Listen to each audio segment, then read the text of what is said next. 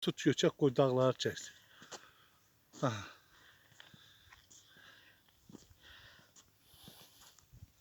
Bütün hamısı boz dağlardır da, duz dağlarıdır, duz dağları.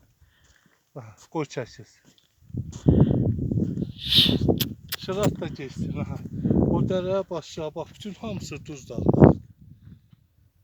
Bax, çək o aşağı, bax belə.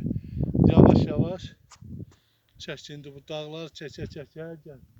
Bax, görürsən, hamısı duz dağlarıdır, bax. İndi gəl bu tərəfə bax, ha Zəhnə.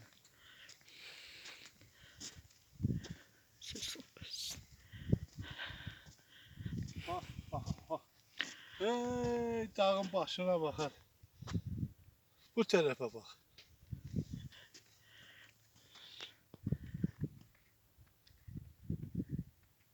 Qoy nə çəksin, ha.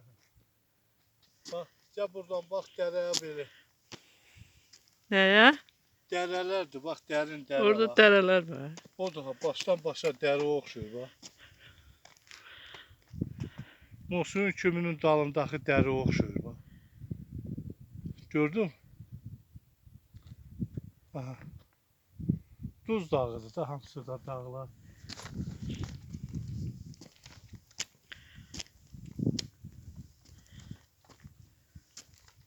Danış sən. Danışmaqdan ölürsən. Duz dağlarına gəlib çıxmışıq. Ay tanış oxşuyursan elə.